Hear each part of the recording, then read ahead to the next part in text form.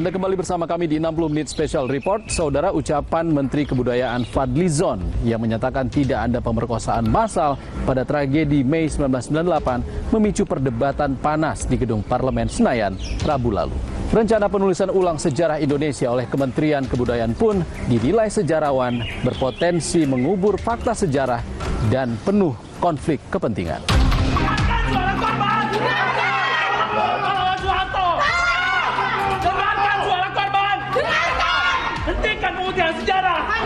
Kita bangsa sendiri kenapa begitu berat menerima ini? Ini kalau saya bicara ini kita sakit, Pak. Memang orang-orang perpetrator ini, orang-orang pelaku yang semacam itu, sampai sekarang pun saya kira harusnya bisa dihukum. Kalau misalnya memang bisa ditelusuri.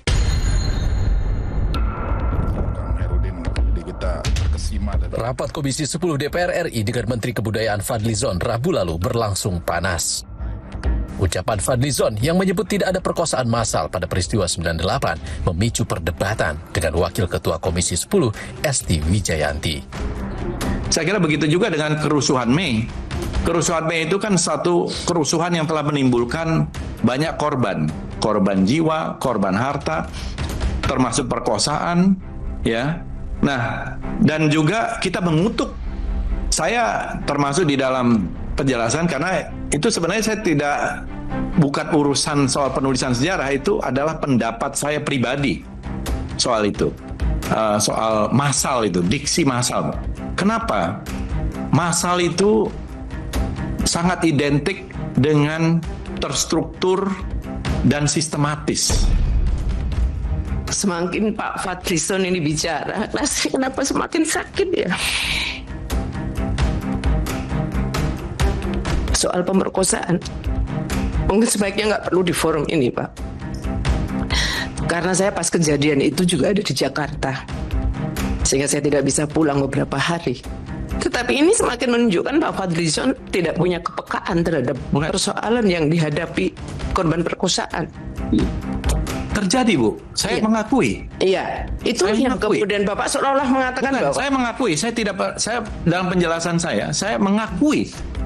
Terjadi Pak peristiwa. Pak Ketua. Sebentar, Bu. Jadi Pak Ketua. sebentar dulu. Ya.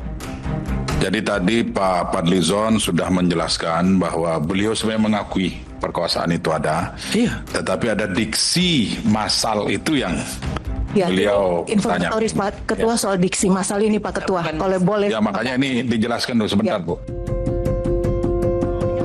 Pernyataan Fadlizon pun memantik emosi anggota Komisi 10 DPR RI, fraksi PDI Perjuangan, Mercy Christie, yang saat menjadi aktivis pernah mengumpulkan data korban tragedi 98.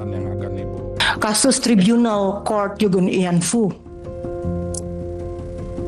Begitu banyak perempuan Indonesia yang diperkosa dan menjadi pampasan perang pada saat Jepang. Pada saat itu. Pada saat dibawa ke Tribunal Court, ada kasus, tapi tidak semua. Apa yang terjadi pada saat itu, pemerintah Jepang menerima semua. Ini pemerintah Jepang, duta besarnya itu sampai begini terhadap kasus Yugun Ian Fu.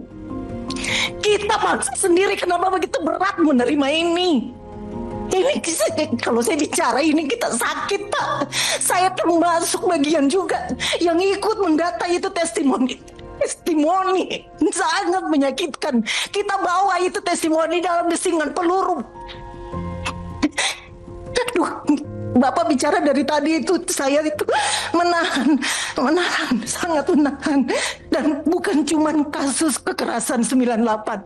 Bapak bilang TSM, Bapak bilang tidak terima yang massal. Pak, kebetulan sebagian besar itu satu etnis. Kita tidak ingin membuka sejarah kelam itu. Satu etnis. Kalau dia sporadik, bisa siapa saja. Satu etnis, Pak. Banyak cerita, Pak. Apa susahnya menyampaikan? Bukan, Bu. Kalau TSM dan soal massal, Pak. Bu. Satu kasus saja sudah banyak. Lebih dari satu Saya kasus sependapat. itu. Duh, Kalau- Pak, masih kalau- tanyakan Iya. TSM dan massal. Sebentar dulu. Korbannya 50 jiwa. maaf, Sebentar saya dulu. Itu manusiawi, Pak. Minta maaf.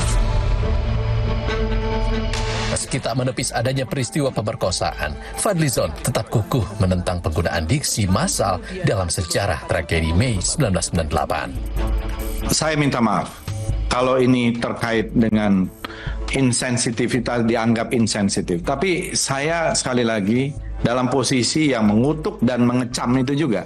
Segala macam kekerasan terhadap perempuan itu saya kira dalam posisi yang sama sekali tidak berbeda dalam soal hal itu. Nah, cuma secara spesifik tadi, kalau ada sedikit perbedaan pendapat terkait dengan diksi itu, yang menurut saya itu pendapat pribadi, ya, yang mungkin kita bisa dokumentasikan secara lebih teliti lagi ke depan. Orang-orang pelaku yang semacam itu sampai sekarang pun saya kira harusnya bisa dihukum. Kalau misalnya memang bisa ditelusuri kelompoknya, pelakunya, kan masalahnya itu belum menjadi sebuah fakta hukum, kira-kira begitu. Hentikan pemutihan sejarah. Dengarkan suara korban. Kritik keras tak hanya datang dari anggota DPR. Dari balkon ruang rapat DPR, Kontras berorasi. Bagi Kontras, apa yang tengah dilakukan Fadlizon merupakan upaya pemutihan sejarah. Komisioner Komnas Perempuan bilang, kebenaran peristiwa pemerkosaan massal tahun 1998 tak perlu lagi diperdebatkan sebab terang tertuang dalam temuan TGPF. Fakta temuan TGPF tahun 2002, terjadi perkosaan terhadap sedikitnya 52 perempuan. Ada buku diterbitkan oleh Komnas Perempuan mencetak kembali apa yang ditemukan oleh tim gabungan pencari fakta. Di sini jelas sekali jumlah korban yang ditemukan. Saya bacakan supaya tidak salah ya, supaya kita baca semua. Perkosaan, 52 orang korban perkosaan. Korban perkosaan dengan penganiayaan, 14 orang. Korban penyerangan, penganiayaan seksual, 10 orang korban. Korban pelecehan seksual, 9 orang korban. Presiden ketiga RI B.J. Habibie dalam pidato pertamanya di sidang Parlemen Umum MPR 16 Agustus 1998 silam bahkan mengakui rangkaian kasus kekerasan dan pemerkosaan massal terhadap perempuan selama kerusuhan Mei 1998. Polemik penyangkalan pemerkosaan massal ini bagian dari penulisan ulang sejarah nasional oleh Kementerian Kebudayaan yang akan dipublikasi Agustus mendatang sebagai kado kemerdekaan ke-80 Republik Indonesia. Miris, hadiah kemerdekaan justru memantik geram publik karena dinilai berpotensi mengubur banyak fakta sejarah. Sejarawan mengingatkan jangan sampai memori kolektif bangsa dimanipulasi demi kepentingan penguasa. Tidak bisa menghilangkan kenyataan yang ada, itulah yang harus ditampakkan. Nah, misalnya seperti waktu periode awal reformasi terjadi berbagai hal termasuk perkosaan. Itu tidak bisa. Kalau saya misalnya menulis, saya sebutkan jumlah yang ada, tapi saya terangkan berbagai hal yang berkaitan dengan itu. Paling tidak dalam catatan kaki. Karena fakta yang ada seperti itu. Karena sejarah harus menunjukkan fakta yang benar, analisa yang tepat, dan sesuai dengan metode yang harus digunakan. Sementara sejarawan Asfi Warman Adam menyebut keterlibatan Menteri Kebudayaan dan 2 penanggung jawab penerbitan buku sejarah baru di Dewan Pemberi Gelar, Tanda Jasa, dan Tanda Kehormatan RI memunculkan dugaan ada target lain dalam penulisan ulang sejarah. Kalau kita lihat konsep pada bulan Januari itu terlihat memperlihatkan keberhasilan Orde Baru, bahwa pelanggaran HAM itu hanya sekedar ekses saja, dan kemudian penghilangan aspek yang merugikan Prabowo Subianto misalnya dalam soal pelanggaran HAM tahun 98 itu tidak disebut gitu. Nah, orang mungkin akan menduga gitu bahwa ini paket ini untuk memberikan legitimasi kepada Orde Baru, kembalinya Orde Baru, dan di mana Prabowo ini adalah pewarisnya atau pelanjutnya. Salah satu tokoh sejarah Indonesia, Muhammad Yabid, pernah berujar, sejarah adalah ilmu pengetahuan yang disusun atas hasil penyelidikan beberapa peristiwa yang dapat dibuktikan dengan bahan kenyataan. Artinya, sejarah ditulis berdasarkan fakta, bukan sekadar ditulis oleh orang yang berkuasa.